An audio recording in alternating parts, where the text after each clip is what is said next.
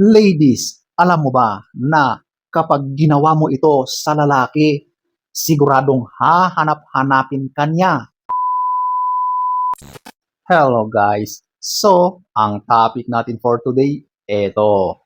Hahanap-hanapin ka ng lalaki kapag ito ay gagawin mo sa kanya. Kaya kung nakaka-relate ka, kung gusto mong malaman ang mga ito, panoorin mo ang video na ito. So without further ado,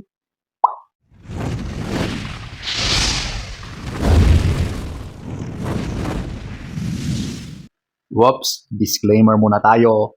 Itong aking mga babanggitin ay mga patungkol sa magkarelasyon at ang kanilang ginagawa sa isang pribadong lugar. Kung ayaw nyo ang mga ganitong usapin, scroll up na po agad-agad, okay? So, eto, ating aalamin ang mga pwede mong gawin para ang lalaki ay talaga namang hahanap-hanapin niya ang iyong pinaggagawa sa kanya. So, at number one, eto, yung ikaw ang manguna or ito yung take the lead. Alam nyo, kapag ginawa mo yan sa lalaki, sa usaping ganon, nako, siguradong yan ay labis-labis niyang magugustuhan. Matutuwa yan kasi hindi siya sanay. Sanay siya na siya lagi ang gumagawa ng mga unang hakbang, pagpaparamdam at lahat-lahat na. Pero ngayon, ikaw naman ang gagawa ng mga yan.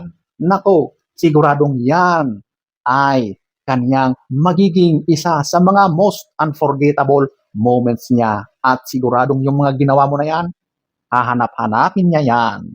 Kasi iba ang dating sa lalaki. So ayan po ladies, unahan mo siya. Ikaw naman ang manguna ngayon pagdating sa ganyan. Okay? Number one. Number two, galingan mo sa pag-ice candy. Okay? Alam mo na ang tinutukoy ko. Okay? Alam mo, sa bagay na yon, isa yan sa hinahangad ng lalaki na dapat magaling ka, marunong kang gawin yung bagay na yon. Yung pagkain mo ng ice candy niya, okay? Alam mo, yung ganyang skills ay dapat mong i-improve. Diba? Isang skill yan eh. Isang kaalaman yan na dapat na nalalaman mo at dapat nag-a-upgrade ka. Ginagalingan mo talaga kapag nandoon ka na sa kaniyang ice candy. Okay? Kapag talagang magaling ka, siguradong yung kaligayahan na nararanasan ng lalaki ay labis-labis at siguradong sobrang matutuwa siya sa iyong mga pinaggagawa. Kaya ladies, isa sa pinakamahalagang dapat mong alamin. I-improve ang mga skills mo sa ganyang bagay. So ayan po, ang number two. Number three, eto, mag-focus ka rin sa kanyang lato-lato. Okay? Alam mo, hindi lang yung kanyang ice candy ang dapat bigyan mo ng pansin. Dapat din yung dalawa na iyon, yung dalawang nakasabit doon sa ilalim ng kanyang ice candy. Yan ay dapat mong bigyan ng importansya, bigyang halaga, bigyan ng oras para sa mga lato na yan. Okay? Alam mo, yung mga parte ng lalaki na yan, isa yan sa mga parte na sobrang makiliti, na sobrang nagdudulot sa kanya ng sobrang ligaya. Kapag yan ay pinag-igihan mo at binigyan mo ng atensyon at oras mo. Okay? So, ladies, yan po ang number three. Number four, eto yung gusto niya active ka. Alam mo, yung gawain na yan, dalawa kayo dyan. Dalawa kayo na talagang gumagawa or ginagawa nyo ang kakayahan yung dalawa para paligayahin ang partner ninyo. So, bilang babae, gantihan mo ang bawat ginagawa niya sa iyo. Kung magaling yung partner mo, tapatan mo rin siya. Or, the best, kung mas gagalingan mo pa. Okay? Alam mo, ang ganitong gawain ay marami tayong natututunan. Marami tayong pwedeng gawin, pwedeng i-discover, at pwedeng i-upgrade, at pwede bang alamin. So, dapat maging active ka kung gaano ka-hyper or ka-active yung partner mo, gawin mo rin yon sa kanya. Siguradong kapag yan ay ginawa mo sa kanya, nako, hahanap-hanapin niya yan. Siguradong maa-addict siya sa mga ginawa mo sa kanya.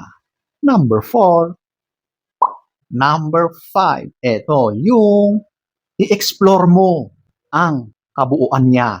Alam mo, ang ganyang gawain ay hindi lang doon sa parte na yon. Lahat ng katawan niya, yung kabuuan niya, ay napakaraming mga parte dyan na sobrang mataas ang kiliti. Or ito yung mga tinatawag na talagang erogenous na mga parte ng katawan niya. Okay? So, i-discover mo yan. Siguradong marami kang malalaman dyan at siguradong yung partner mong lalaki ay titirik ang kanyang mga mata kapag mga yan ay ginawa mo sa kanya.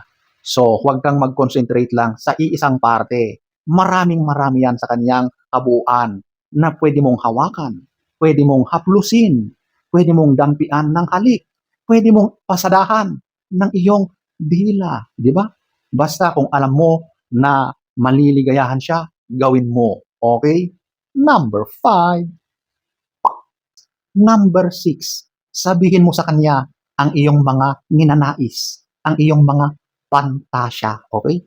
Alam mo, dapat kapag nandyan kayo sa ganyang gawain, nag-uusap kayo, sinasabi niyong dalawa ang mga kagustuhan nyo. Open, okay? Alam mo, kapag open ka sa partner mo, sobra-sobrang natutuwa yan. Alam niya na gusto mo rin yung mga ganyang ginagawa nyo kasi ini-express mo, inilalabas mo ang mga pagnanais mo na gawin niya sa iyo, okay?